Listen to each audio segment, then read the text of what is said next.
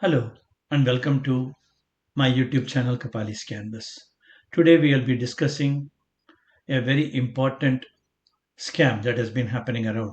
Of late, a lot of news reports are coming about a particular type of crime that is being committed, which has been termed as a money mule scam or money mule fraud.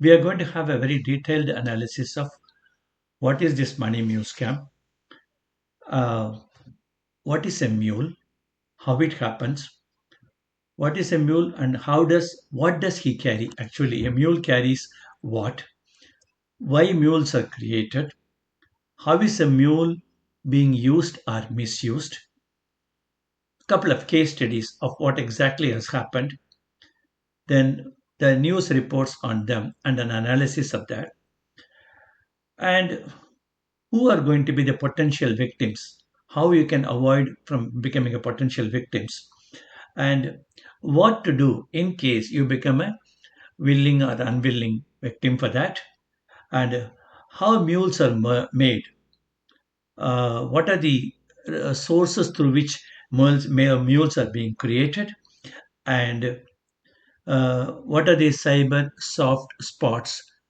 through which we are going to discuss these mules are going to be created.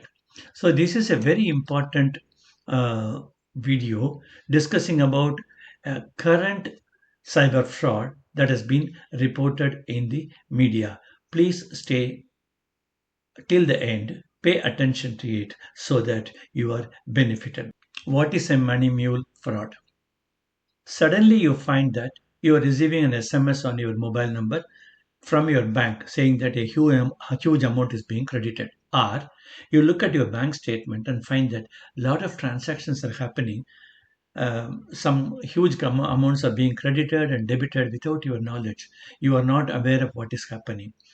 Means that somebody is trying to use or misuse your bank account, or you are being used for the transaction of someone else. Obviously, the transaction is an illegal transaction because you are not aware of it. That means you are being used as a mule. What is a mule? A mule is something which is going to carry a huge baggage on its back. What is the baggage you are going to carry? Somebody else's transaction, which could be illegal. So, who is a mule here? Your account. If it is going to be misused, it is called a mule account, with or without your knowledge. And you, the account holder whose account is being misused, is called a mule. Okay, so these are the definitions of mule and mule accounts. Why the mules are created? Because if the illegal transactions are done and if the police is going to come to the person as to how it happened, the original fraudster doesn't want to come into the picture. That is why he is creating a mule. Before we proceed further to discuss about the mule fraud, let us have some live examples. I have some two instances wherein I personally came to know about the instances that have happened there. The first one, like let us call it as a case study one, wherein I was just going on a walk one early morning when an auto rickshaw driver stopped me, say that, sir, I just want to know something. I just said, what is that you want? He showed me his mobile and said that I have received an SMS from my bank. Okay, this shows some huge transaction. I don't know what it is, what to do. I just saw the message. It was from his bank, a nationalized bank, which said that his account has been credited with a huge sum, running to some six digits. I told him, congratulations, you got a huge amount credit. He said, sir, you are joking. I can't get so much of amount. If I have to get so much of amount, why should I be driving an auto? He said, no, this does not belong to me. I said, are you sure about it? Have you applied for any loan or have you asked for any loan from somebody? A huge amount has come to you. He said, definitely no. I am not doing anything with that. I'm just using it for some small transactions only, and this transaction does not belong to me. Categorically, he was saying. And he was asking me, I'm really worried as to why so much of money is coming into my account. Now, what should I do? Obviously, his account has been used by someone else, number one, or it could have been a simple wrong credit from the bank. These are the two possibilities there. He said, I am an illiterate. I don't know what to do. Shall I delete this message? I said, no, don't delete any of the message. Something. Hold on. This is case study number one. Surprisingly, in the same week, you won't believe it, in the same week, I came across another case. The first one was for an auto rickshaw driver who claimed to be an illiterate. The second one is a person who has retired as a senior manager from a nationalized bank called me and narrated this incident. It appears he has received an email from the bank asking him to resubmit his KYC, know your customer. He also sent me the email wherein it is clearly stated that you have to resubmit your KYC. Please come to the branch, or you can even send a mail. Submit any one of the following documents. Just you can see that on the screen, a snapshot of whatever mail has come from the bank. Submit any one of the documents therein wherein they have listed Aadhaar, PAN, etc., everything under that, and also went on to say how to download a masked Aadhaar. They have said, please don't give the full Aadhaar, mask it and give. They said everything onto that. Okay. And also said that it has to be updated before a particular date. Being the branch being very close to his house, he has gone to the branch along with his Aadhaar and PAN card and then met the official there. There is a know your customer counter, it seems, at the branch. You can see the his letter that has been sent to the bank. Know your customer. He has approached the official. He has in turn directed to another official who said, asked him to sit and then said, yes, sir, we want your Aadhaar and all. Even though he has taken his Aadhaar card, the official has again asked him to download the masked Aadhaar from the UIDA website. Not sure why. He has clearly stated in his letter that he was carrying his Aadhaar as well as his PAN card, two of the documents that are required by the bank. That should have been enough. But still, the official went on to download the masked Aadhaar from the UIDA website. The process for which will include an OTP coming to the registered mobile number of the Aadhaar holder, and the holder was sitting there. He asked for the OTP. He has set the OTP down. He has also downloaded the master Aadhaar. Then he said, okay, I have your master Aadhaar, I have your everything there. I will visit you after a couple of days to verify whether you are here, etc. I'm not sure why this is happening there. All that has been required by the bank was to submit all these documents. After a couple of days, the bank called and said that there is no need to verify his KYC because it's already updated. He has asked for the document that have been downloaded. He said, no, it has not been traceable. It is not traceable. So you don't bother about it. We will destroy it, etc. After a few days, again, he got a call from the bank official saying that please come and collect your documents. The one which was supposed to be not traceable a couple of days back has been found. You can collect it. He has gone there, collected the document, etc., and come back. He was doubtful. Number one, why the official downloaded my master Aadhaar? I could have given the master Aadhaar. I was having the original Aadhaar. I could have given. And number two, my details have been with them for some time, couple of days. Is there any harm? Can anybody misuse it? These are the questions raised by the customer. So, we have seen two case studies in which the profile IDs have been left unattended with someone else. So let us see as to how they can be misused. Let us analyze the two instances that I have narrated just now. One is from an illiterate auto rickshaw driver who has received a huge credit into his bank account which he claims that does not belong to him. And number two is another educated person who has shared his credentials to someone else, okay, and was worried whether it could be misused. Number one, the first case clearly seems that the person is not aware of what is happening in his bank account.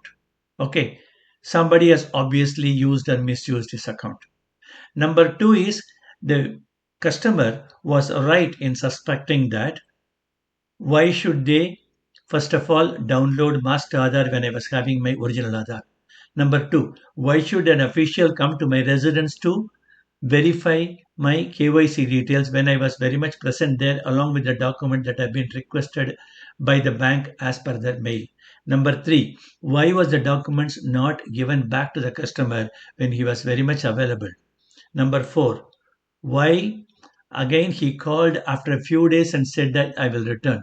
And one more thing that you could read from the customer's letter is that again he has received a communication after all these things from the bank stating that please come and update your KYC. Whether this mail is actually coming from them or not, from the bank or not, or in the earlier instance, whether a KYC update has already happened or not.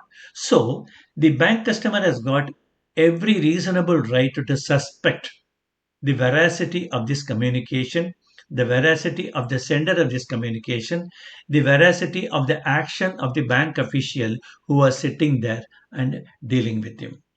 In both the cases, these two people are not aware of what is happening with their credentials. That's all. The first person did not know even know that his credentials could be used. Whether the second person is aware and is suspecting that whether my profile could be misused.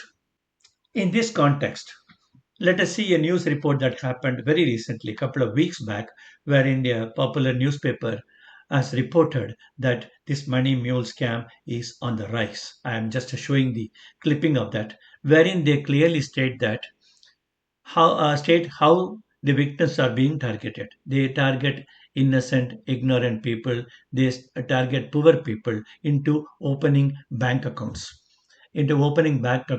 by luring them because they do not know what is going to happen here. In such money mule scams, let us understand that there are two types of participants. One is a willing participant, the other is a duped participant. In the case studies we have seen before, the auto driver was a duped participant. He did not know what is happening in his account. Whereas the second case study we saw of the retired banker, he was worried that he could become a duped participant and he could be branded as a willing participant. What are these duped participants? Willing participant. Willing participant is nothing but there are so many ways in which they approach the people and said that why don't you open a bank account? I will offer you this. They will go to approach the ignorant people and say, you just open a bank account, I'll give you a couple of thousands, 3,000, 4,000, etc. All you have to do is only open a bank account. That's all. I will give you 3,000 rupees or 5,000 rupees. The person will think for a while, what is there I have to lose here? Nothing. Okay, I'll do that. So the account will be opened with the victim's ID, namely Aadhaar or ration card. So the account will be opened. What happens is that nowadays, when an account is opened, automatically an ATM card is also given. Debit card is also given. This person is not aware of anything. So this person goes and guides. The fraudster goes and guides as to how to open the account, etc.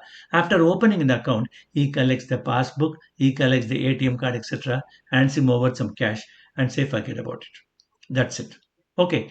So he's a willing customer here. He does not know. Though ignorant, he has already agreed to extend his bank account to somebody else for use, or in the case of going to be misuse. So how this is being misused here?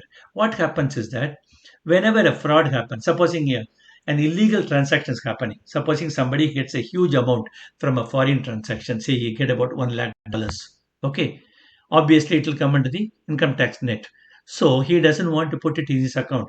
Instead, he will put in this account and then take from there. How he can take from there? He has his ATM card, etc., checkbook, everything that is being there.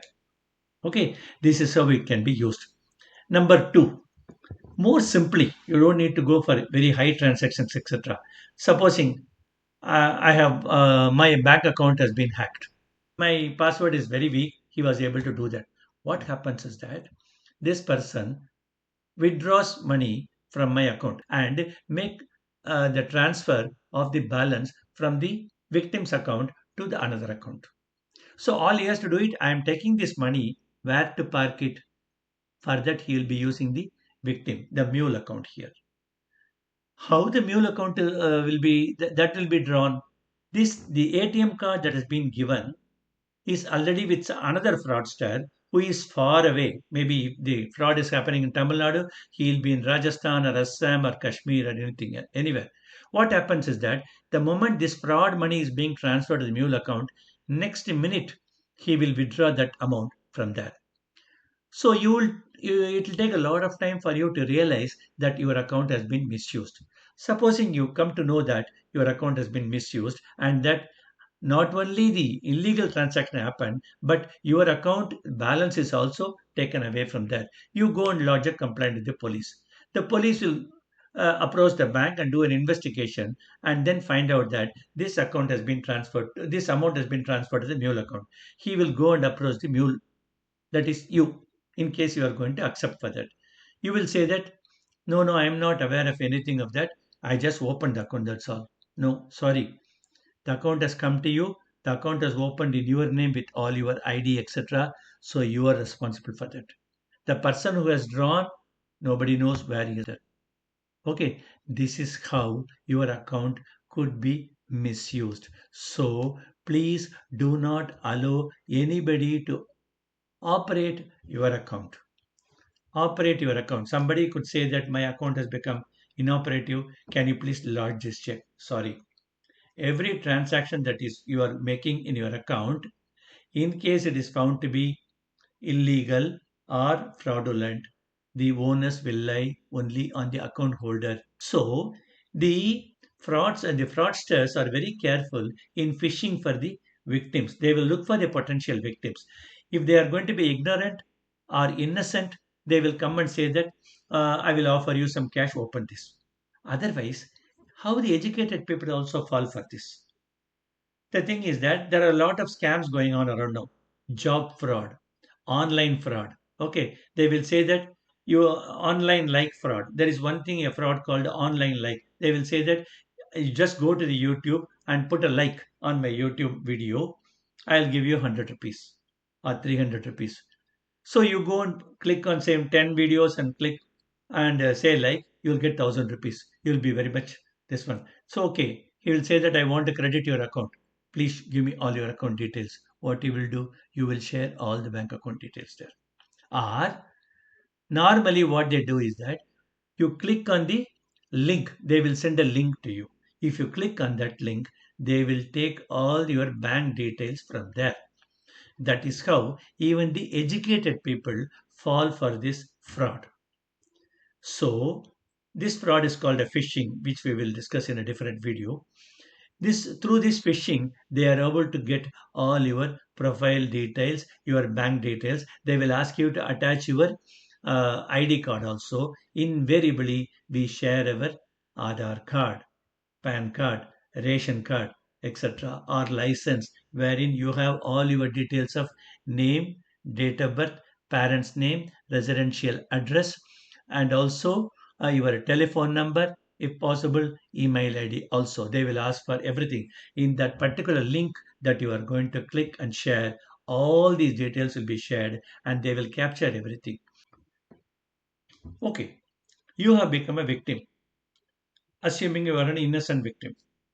You come to know that your account has been compromised or some transactions happened in your account. You are not aware. You come to know about it only after transactions complete. What is to be done? It is very important that you have to report the incident to the bank concerned at the earliest possibility. Two things are important. Number one is the timing. Number one is the moment you come to know about it, go and report it immediately. Number two, don't report and keep quiet. Please insist on an acknowledgement from the bank. I know of a case of a senior banker who has reported such an incident of the compromise. His ATM card was compromised. He has gone to, on a Friday evening and reported to the bank. Some official said, "Yes, sir, yes, sir, we will take care of it." On Monday morning, when we said that, I don't know who is that. That official is not there. So insist on an acknowledgement. That is very, very important. Number two, in case you have access to email. In case you come to know about it very late in the day, say at 10 o'clock in the night, 11 o'clock in the night, you come to know about it, you get a message saying that your account is credited at 5 lakhs. You are not aware of it. And you can have email. Send an email to the branch. You can search for the branch email address very easily on the net. Send an email to the branch narrating the whole incident, clearly stating that this transaction does not belong to me. Somebody is trying to misuse my account. Please block my account until further investigation. Not only send it to the branch, but if possible, send it to the higher ups in the bank also, say the regional office, zonal office, or head office, or whatever it is, so that couple of people are aware of it, that it is happening there. And you have a mail trail as an acknowledgement. You don't even need to get an insist on an acknowledgement from the bank for that. This is absolutely important. You have to inform the bank the moment you come to know about it. Supposing even after 6 months this fraud comes up, somebody and the investigation goes on, and people who have done this fraud are being captured, you could also be approached. And you can always show that I have already reported this matter to the bank. I am not aware of it. You have ample evidences of such thing happening in the lot of movies. I recently saw a movie also. In that also, a person would have lost a two-wheeler. He lodged a complaint with the police. Fortunately, on the same day, about a couple of months later, that particular two-wheeler was being used to transport some illegal drugs or something, trying to cross the border of the country. And when the police come to in search of him, he shows this and he escaped. So it is very important that you have to report the matter irrespective of where it is. All or if you are not able to do it any of these things, you can also lodge a cybercrime complaint on a online also. You don't need to, if it is a dead of the night at 1 p.m., etc., night 1 o'clock, 1 a.m., you don't need to go to the police station. You can do it on a online by logging into www.cybercrime.gov.in. The how to lodge a cybercrime, we have already done a detailed video, the link for which is given in the description also. It is important that you lodge a complaint so that police is also aware of it. Please do not ignore this step. You can lodge a cybercrime complaint 24 by 7 by 365 in all days. There is no holiday, there is no weekend, there is no public holiday, etc. for lodging a cybercrime complaint. Please note that. Now we come to the most important part of this discussion. We have understood what is a money mule fraud, what is a mule, how you can become a mule, etc. Okay, most importantly, how I become a mule with or without my knowledge, how can I avoid it? We leave our trails everywhere we go, what I call a cyber soft spot. Okay, we leave our important profile information like our name, date of birth, age, place of birth, passport number, Aadhaar number, PAN number, license number, your parents' name, your telephone number, email ID, everything. If you have any suspicion, just go and search with your name in the web and find out how much of information is available about you. So there are always fraudsters looking for such information so that they can create a potential victim. So, what I should do to avoid becoming a cyber victim or a money mule? I was just doing an analysis. I could find that at least about 6 to 8 ways in which our informations could be leaked, even without our knowledge. Without our knowledge, we are protecting everything, but without our knowledge, we are doing. I call them as the cyber soft spots. Let us have a quick look at what are the cyber soft spots are the places from which our profile gets leaked. What I call this as a cyber leaks. Number one, while sharing our ID, documents for identification purposes. Whenever somebody asks, please you may show me your ID, we immediately show an ID. So that is one area where we are likely to lose our profile details. Number two, while browsing the internet. Okay, and number three, while using Wi-Fi at home at common places, at airport or railway stations, anywhere, and even while using the ATM, while using your debit card to withdraw money, etc. onto that. Normally, generally, while using your debit or credit card also, even while using at the point of sale in the shops, etc., or online also. Those are the areas. So, and also emails, how you dispense with your email, how you interact with the email, whether you are sharing your details, etc. onto that. We'll have a detailed discussions on everything onto that. And whenever you get a message, short message, SMS from your bank, your organization, from financial, your investments, etc., anything, how you are dealing with that. Usage of Bluetooth, very very important, while you keep it on, keep it off, etc. And the access point, the point from which you are accessing your bank account, your email account, etc. onto that. And when you get a call from strangers, audio call or video call, how you are reacting to that. We have very detailed videos on that.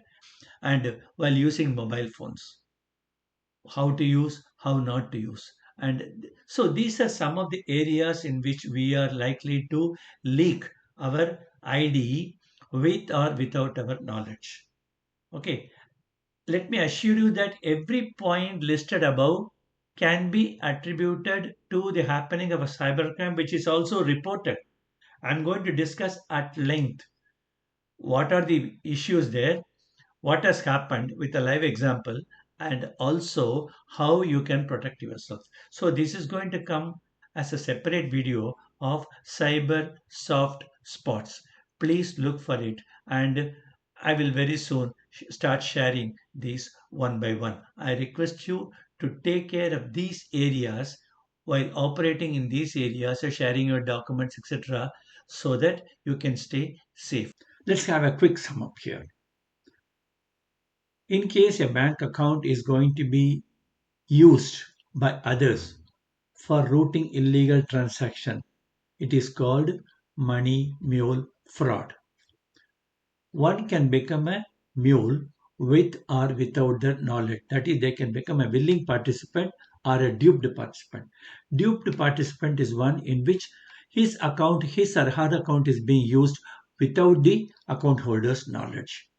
A willing participant is one who has agreed to lend his bank account for other purposes after getting some benefit from the fraudsters.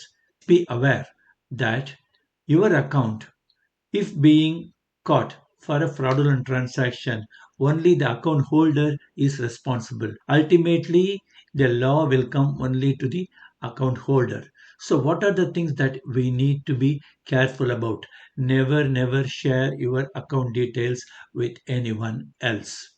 Okay, you need to be careful about checking all the transactions in your bank account periodically. Go through all your bank statements and do not ignore any SMS, whether it's a debit transaction or a credit transaction that comes from your bank. It is important that you report to the bank as well as to the cybercrime police if required of any suspicious transactions or any suspicious activity that is happening in your bank account without your knowledge. Reporting is very, very important. Keep watching this. I would earnestly request you to subscribe to this channel, not for my benefit, but for your own benefit, because my intention here is to sincerely share what little I know so that it could be of use to others and so that you could also get yourself protected. More than that, I have no interest in this. So I earnestly request you to subscribe to this channel, and also in case you feel that this is useful to you, please don't hesitate to share with anyone you care about. Okay, any near and dear ones, your friends, your colleagues, anybody, please share this, and so that let us try to be more knowledgeable by discussing all these things, and let us try to avoid getting victimized. Until then, I would request you to please stay safe, cyber safe.